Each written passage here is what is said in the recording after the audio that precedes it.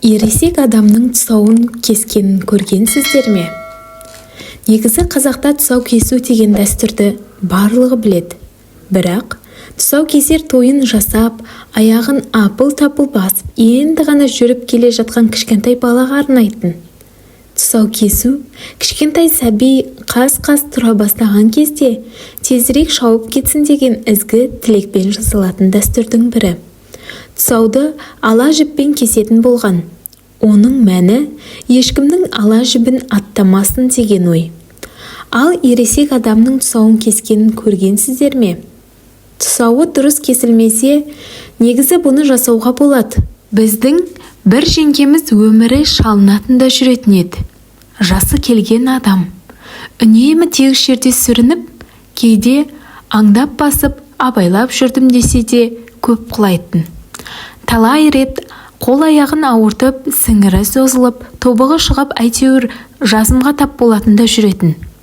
Тіпті бір рет оңбай құлап, бел омыртқасына зақым келтіріп, төсектен тұра алмай жатып қалғаны да бар.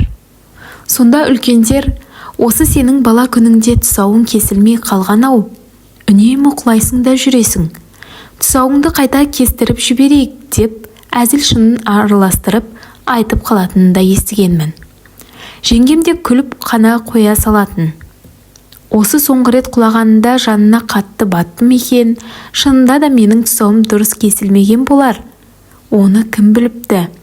Зияны жоқ шығар, қайтадан тұсауымды кестірейін деп, менің анама тұсауын кестірген болатын. Содан кейін бұрынғыдай сүріне бермейтін болды. Оны өз айтады. Тұсауымды кестіріп, дұрыс жасаған екенмін. Тфа-тфа, аттай шауып кеттім деп күліп еске алатын болды. Онда тұрған ештеңе жоқ деп ойлаймын. Қазір солай көп сүрінетін, шалынатын немесе жолы байланып тұрған, ісі өңбей жүрген адамды көрсем, осы ырымды байқап көруін айтып жүретін болдым. Менің студент кездегі бір құрбым да солай көп жығылатын. Осы ырымды жасады оғанда. Жастық шақта барлығы ойын күлкімен астасып жатады ғой. Солай ойнап күліп, әзілге айналдырып тұсауын кессек те, сол ырымның пайдасы болды. Тұрмысқа шықпай, немесе ұзақ уақыт үйленбей жүріп қалған жігіттің де тұсауын кеседі. Жолы ашық болсын, тұсауланбасын деп.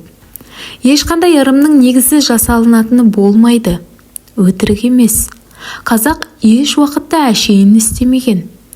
Осы ырымды айтқанымда менімен келісетін адамдардың көзқарасы да аз емес болып шықты.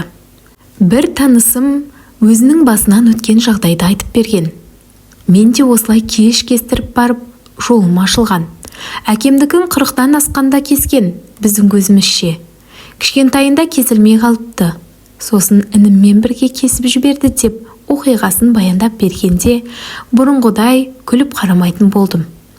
Егер сіздің немесе жақындарыңыздың осыған ұқсас жағдайлары болып жатса, қайтадан тұсауын кестіруде тұрған ештеңе жоқ. Бұл қазақтың ежелден келе жатқан ырымдарының бірі. Құрметті оқырман, каналыма міндетті түрде тіркеліңіз, қоңыраушаны басып қойыңыз және де осы тақырыпқа байланысты пікіріңізбен бөлісіңіз.